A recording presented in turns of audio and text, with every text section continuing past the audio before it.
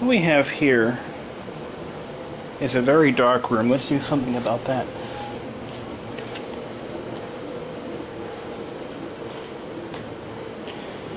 That's better. What we have here is a gateway from around 2005 or 6. This actually was a very early Windows Vista capable machine, and it was built with the BTX form factor, which Gateway was quite fond of, as well as Dell, but for other reasons that we'll get into later, BTX didn't really take off that much like they hoped it would. So it's running in 64-bit AMD Athlon, 2.3 gigahertz with a, no, I'm sorry, 2.2 with a 2 gigahertz front side bus, or 2000 megahertz. So it's not quite 2 gigahertz, but you get the idea. It actually still has the factory 1 gigabyte of DDR RAM and the factory eMachine style optical drive. This is a DVD RW. Those are quite valuable at the time. This particular machine originally shipped with Windows XP Home Media Center Edition. That's what it has on it now, or at least on the label. I haven't actually turned it on yet, as I figured I'd do this first. So let's look inside this machine and take a look at the componentry. We have, immediately I noticed, a Belkin 802.11n wireless card. This is a very early model which has the 3 antennas. I don't think they still use the 3 antennas now. Maybe they do. I don't really see that many of them anymore, so it doesn't matter. But like I said, this is a BTX form factor. Essentially, it's built backwards. One of the differences between BTX and ATX is obviously the flip-flopping of the motherboard, but the CPU is actually vented through the front of the case. Air is drawn in through the front and exhausted through the power supply. In this configuration, if it had the optional case fan, it would be supplemented by that fan, which would increase the airflow. That is an improvement over ATX, which has a more haphazard airflow. The air is actually drawn in for the CPU. I believe it's actually sucked out through the back. Yeah, it is. And through the exhaust fan. And the power supply is also drawing out air at the same time. What's also different on the ATX form factor is the CPU has its own cooling fan. Dedicated, and depending on who the builder is. I know that Dell actually used a lot of the common fan building techniques where they would have one fan venting the CPU and the case at the same time. It really isn't that efficient.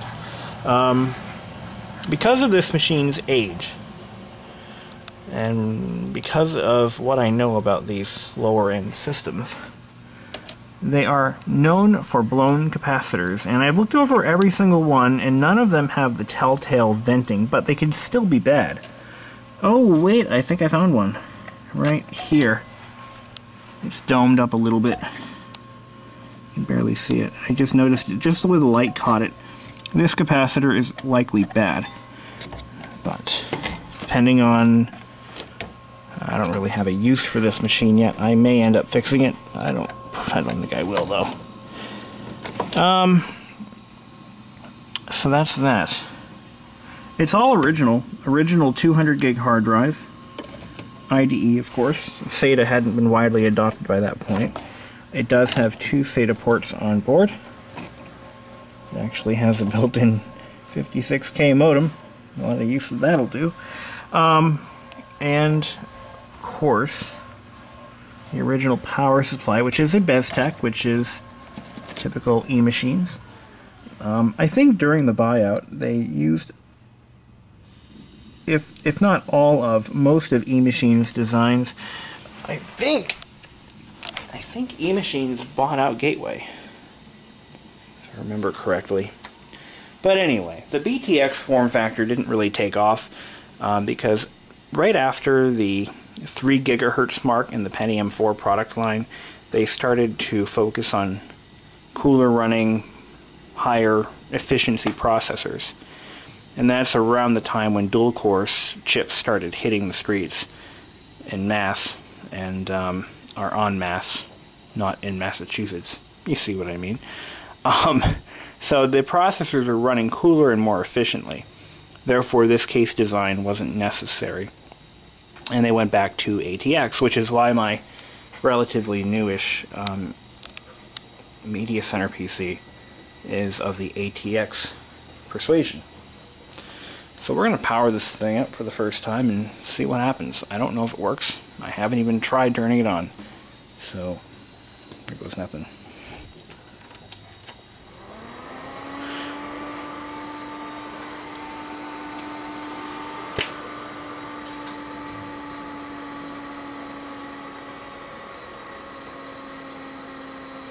These plasma TVs make terrible monitors.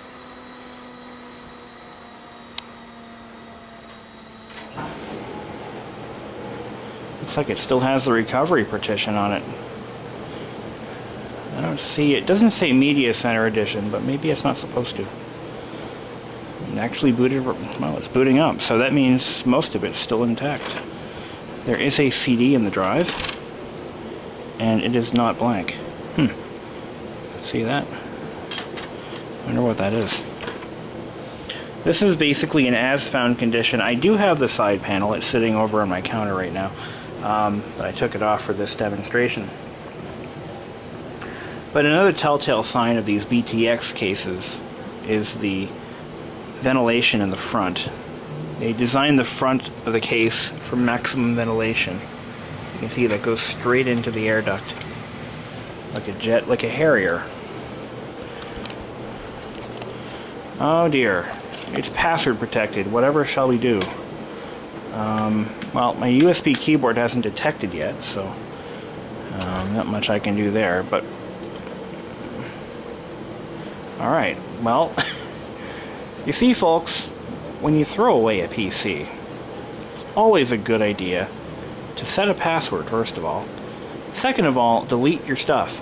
But anyway, whoever owned this was of Asian descent, because I see some Asian stuff on the desktop like this. I think it's, what is that? It looks like Korean. That icon is in Korean. Look at it. That's Korean. That's in Korean. Korean monkey. You can always tell Korean by the letters or the character formations. So the thing actually runs. It started right up. So good stuff. Anyway, so I might recover this machine back to the factory image and try to find a home for it. I mean, I'd hate to see it go to waste. It's a perfectly good system. And I might even have some extra DDR memory kicking around. I can bump up the memory a little bit, bring it up to like 2 gigs maybe. That's pretty cool. It runs beautifully. See, people around this area, they just throw this stuff away. And from what I'm hearing from you viewers, that's not the case in most areas. But I just inherited a Korean computer. Sweet. It'll go very well with my Hyundai and my Samsung television. So in other news, we'll take a look in the front panel here. I wanted to show you that it does have 2 FireWire 400 ports, 2 USB up front, and on the back it's just the usual USB surround sound audio configuration. It looks like a Dolby 5.1 surround sound built in. That's that. Card reader, nice thing to have. Good little feature there. CF micro drive. I don't know. That's right, micro drives. I remember those. I don't think they make those anymore. If you didn't need any more proof that it was Korean, this error message just popped up. I don't know what it says. Do you?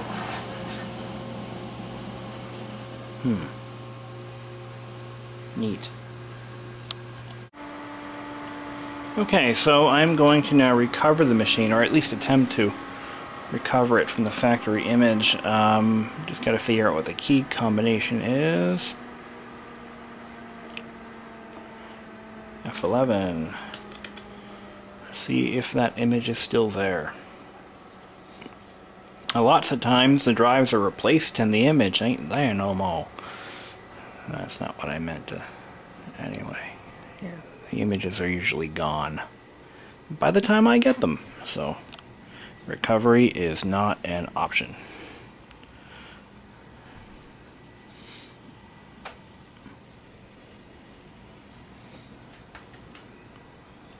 Weather is absolutely beautiful. It is January 30th.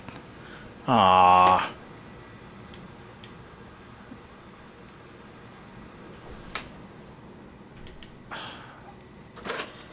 Yeah, that's a shame. So, well, I'll set it aside for now, and if I find a home for it, then I will prep it for that person. But as it turns out, there is no recovery image on the drive. Damn it all. Well, that really blows.